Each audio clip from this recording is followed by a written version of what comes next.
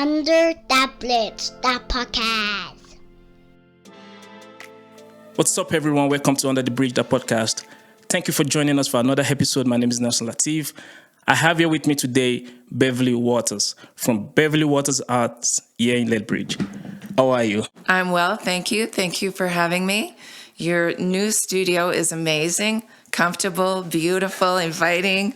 I was so nervous, but I feel very comfortable sitting here. Thank you so much for coming. So this is courtesy of PodLab. Our studio is powered by PodLab. So we're trying to encourage people to get on board and start a home podcast because we got you covered. So just bring yourself and your guest. It's lights, camera, action. That is awesome. Awesome, good stuff. Thank you. Can you please tell us a little bit about yourself and your journey as an abstract artist?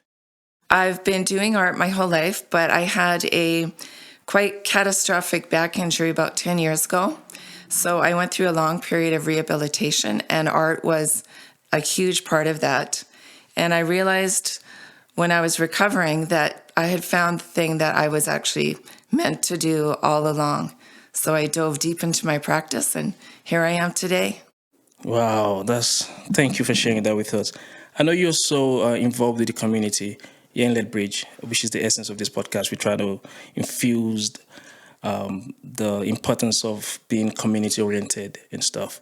What's the kind of fundamental role would you suggest abstract art can play in our community? Well, I think abstract art is something that everyone can enjoy because it's so open to interpretation. And it's a style of art that anyone can take an interest in, anyone can try and do and learn. And it's something that I think will unite people. Yeah. I think bringing people out to see art, to view art, to make art, it builds community, it increases vibrancy, and it helps people get engaged, not just with their city, but with each other. Absolutely. Absolutely. Thank you. I want to ask you about your exhibition at Casa last year. I think you know what I'm talking about. Yes. Reflections from Home. Right. It sounds very profound, almost poetic. Can you please tell us the inspiration behind the term Reflections from Home? That body of work for that exhibition was created all during lockdown. And the theme behind the work was once we couldn't leave our homes and we couldn't see our friends, I spent a lot of time reflecting on all of the things that I had taken for granted my whole life. Having a meal with friends, going to a concert, traveling to another city, meeting friends for drinks, or going to an art show. Yeah. All of those things that were commonplace all of a sudden were impossible to do. So I'm a person who collects a lot of memorabilia. So that body of work was all done with collage, with postcards, plane tickets, concert tickets, all things that I collaged into the work as an homage to the appreciation for those things that I couldn't do at that time. And that really got me through lockdown. Wow, thank you so much. That makes sense. Reflections from Home. Wow. So it basically is for everybody. Every single one of us can actually learn one or two things from that. It's not, wow, that's interesting. Thank you. I also want to ask you about the steps involved in creating some of your abstract pieces, right? For instance, how do you decide colors, shape, and composition in your artwork? Well, my colors are always chosen by my mood. Okay. So if I'm feeling really energetic and fiery and, excited, I will choose warmer, hotter colors, reds, yellows, pinks, oranges. But if I'm feeling moody or a little bit, maybe down or flat that day, I will go to more muted colors. So my colors are always chosen based on my feelings. Well, you can take this as a compliment, all right? I find your canvases very vibrant, colorful, and youthful, and keyword youthful. Is that your way of reflecting who you are as a person, or is it just your artistic style? I think it's both. I think that I'm drawn to color. I love color. Yep. And I just find that the world right now is quite dark. Yes. So Yes. for me, painting colorful paintings is therapeutic. It's uplifting. And I hope that the viewer gets that as well, because we are living in times that are challenging, that are divisive. There's so much darkness and scary things in the world that I'm hoping that my work brings a little bit of joy and a little bit of vibrancy to brighten someone's day. Thank you so much. And I have to give you that. Your work definitely does that for me personally. And I was showing Curtis the other day as well. We went through your page and we both like, wow. So thank you so much. And I want to ask you, are there any artists or movements that have influenced your abstract style of work? Oh, definitely. My style I would categorize as abstract expressionism, Yep. which is a process-driven style. Joan Mitchell, Helen Frankenthaler are two female artists from the States that really inspired me, and they were Mavericks. They broke out of the mold, and they painted for the process, for the joy, for the sheer, feeling of splashing paint around and the freedom to not have to follow rules. Yes, I like that. And that brings me to not following rules. Is there a particular message or emotions you aim to convey through your work? Like not following rules? Yes, that art should be play. It is important to learn the technical skills, but that to me is not what makes great art. Great art is made through play, through exploring your materials, pushing the limits, letting yourself take risks, be courageous. It's only paint. Absolutely. It's only paint. I don't know much about paint or painting or these things, right? But I try to read about different style of abstract paintings like drape and splash, color blocking, marbling, cubism. I can go on and on and on. Do you want me to stop? What is your favorite painting style? Well, abstract expressionism for me, because it is a very free style. And although there are techniques to making that art, it is a really free style of art. You can push the limits, you can take risks. There are no really hard and fast rules. It's a style of art that really allows you to use your own personal skill and feelings and techniques to be unique. Yeah. And that's what I love about it, is that you can be you. You're not conforming to a reference photo or an object that you're trying to recreate on the canvas. Wow, speaking of feeling, I remember I read an article that was written about you on Lethbridge Error's website, right? It says your pieces are derived from feelings you have for your environment. And you also said something that I found very intriguing. Inspiration is everywhere. Do you remember that? Yes. Okay. Because you mentioned something about feeling, that's why I'm trying to bring that up. And I'm fascinated by both. Can you please break down in detail the concept of feelings from your environment? Well, I think once we slow down, life is so busy. So if you slow down and you start to notice your environment, you take a breath, you start to really see, inspiration really is everywhere.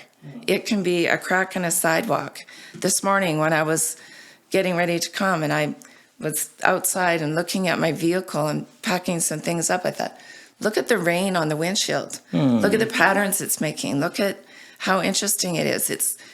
We live in such a busy, driven society that we miss so much that the smallest things can be beautiful. Absolutely. And that is interesting, right? Because yesterday in Lethbridge, we had crazy hot weather.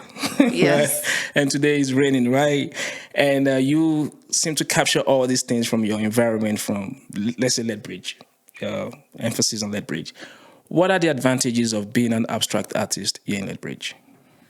Well, right now, I think there's a huge advantage to being an abstract artist in Lethbridge because there is a real birth of interest right now in abstract art. There are opportunities here that didn't exist before. Yeah. because we are an agricultural community, historically, styles of art that were more realistic, landscape, because we live in a beautiful landscape. There were many styles that were more popular.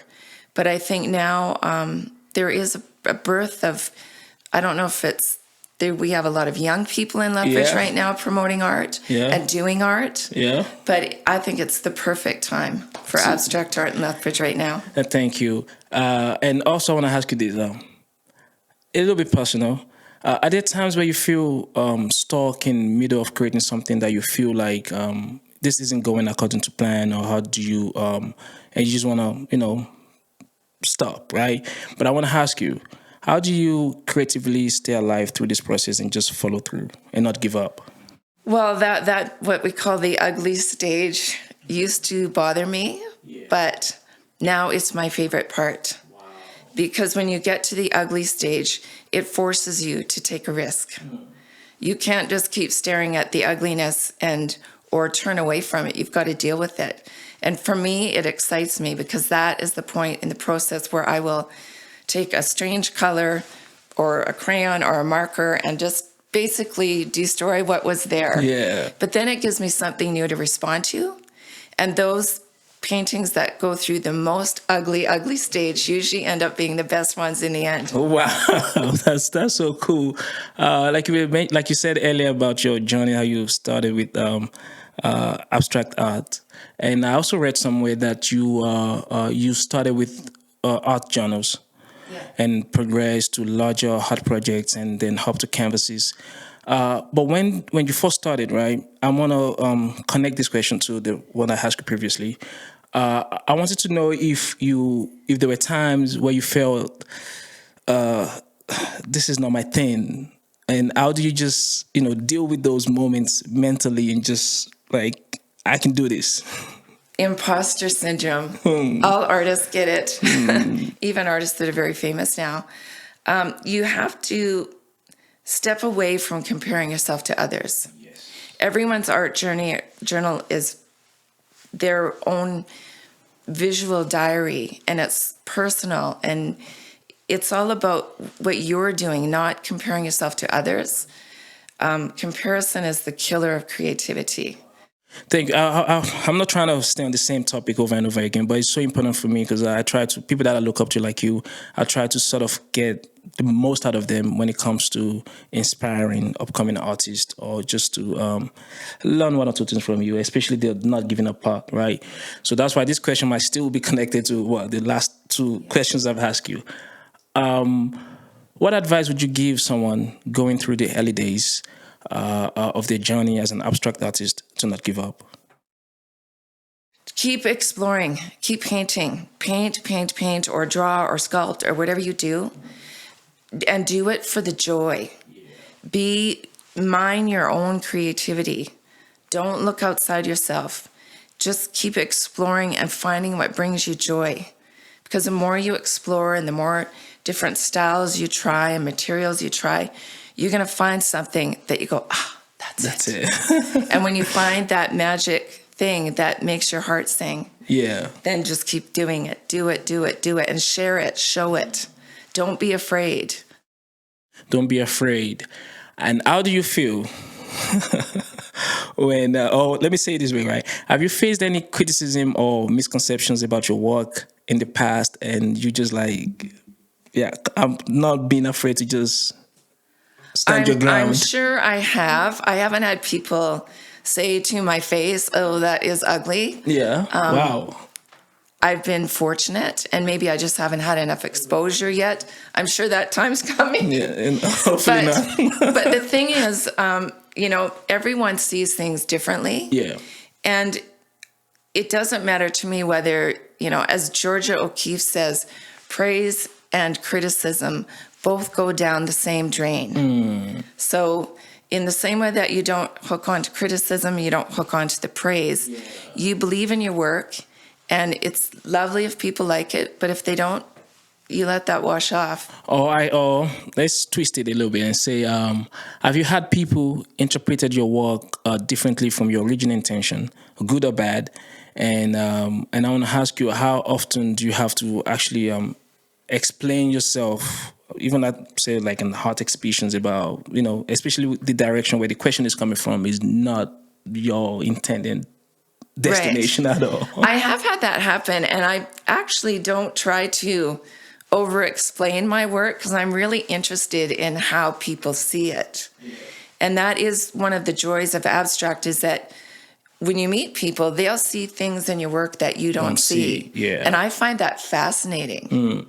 I find that really interesting, and sometimes it will inspire me for future work. Yeah. Because I'll go, wow, I never saw that. But it's so cool that someone else does. Yeah, Maybe wow. I'm going to take that theme and build on it. Yeah, especially if they're not artists, right? Like Right. me.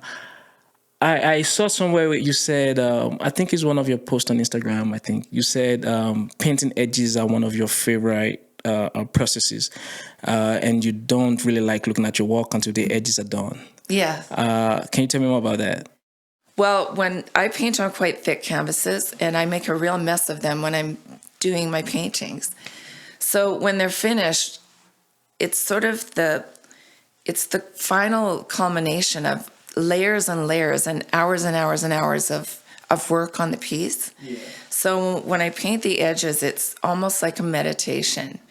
It's a bringing together of all of the work and putting it's like wrapping it in a silk scarf and getting it ready to present to the world. Yeah. It's a really calming feeling, and it makes you feel so finished. Wow, I like that.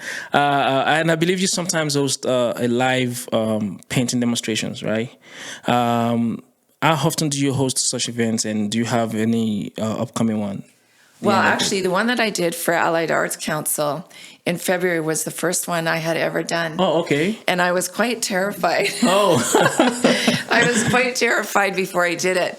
But once I got my material set up, I really, really enjoyed it. And I really loved people coming in and talking art with me and being interested and telling me about their own art practice or their desire to try art. Yeah. So, yeah, I am interested in doing some more in the future because it was really rewarding. This year still, we have enough time to plan.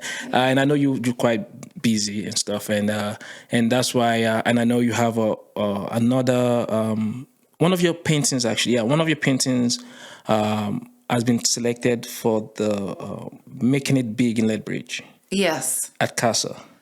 What does that entail? Is it like an exhibition? Is it what? Making It Big is an open exhibition. It's a salon exhibition. Okay. So it is open for anyone to put paintings in. Okay. You could submit, up to 3 works. Okay. And then each artist, one work was selected to go into this exhibition. Wow. It's going to be an amazing exhibition. There's over 60 Southern Alberta artists involved. And the whole premise is the concept of what is big? Yeah. Because what is big to you might not be what is big to me. Yeah. So I'm really looking forward to this exhibition because I'm sure there will be massive works and there'll be little teeny weeny works. But it's all based around the premise of what is big. Well, when is this event? The opening reception is next Saturday, the 17th. Okay. At 7 p.m. at Casa. It's open to the public. It's free. Okay. So come out. The artists will be there, see some great art, meet some new friends. Okay, we'll check it out. I like going to Casa. How can anyone interested in your work reach you on social media? They can find me on Instagram at Beverly Waters Art. And if you're interested in connecting, if you want to visit my studio or talk art, send me a DM. I'm always up to meet new people and talk art. Cool, good stuff. How do you go about your weekend in Lethbridge when you're not talking art? Well, I love Lethbridge. Tell me about it. I like going to other cultural events. I like going to see live music. We're so lucky here. We have great music venues. We've got the Owl, we've got Geomatic Attic. Like, there's so much live music to be found, and also lots of cultural events. And downtown right now is having such a renaissance. Yeah. Lots of new restaurants, new boutiques, new shops. I just love exploring. Thank you so much for your time. I want to let you go, but I just want to hold on to you tight a little bit. Do you have a message of inspiration or motivation that you just want to share with me, with whoever's watching, really? Well, I know that's not on the menu, but please, you can take your time. I think that the secret to happiness in whatever you're doing is never give up the sense of play and never stop learning. I think when we stop learning and exploring and looking for new things to try, that's when we get old and staid. I think the key to happiness, the key to youth, the key to enjoying life is keep trying new things. Absolutely. Take risks. Thank you so much. Keep trying new things and take a risk. Beverly, thank you so much for your time. We really appreciate you and wish you all the best on everything. Thank you for having me, and thank you for sharing your beautiful new studio with me. I absolutely loved being here. Good stuff. Thank you. And massive thanks to every single one of you for tuning in once again, and be on the lookout for our next episode. Peace.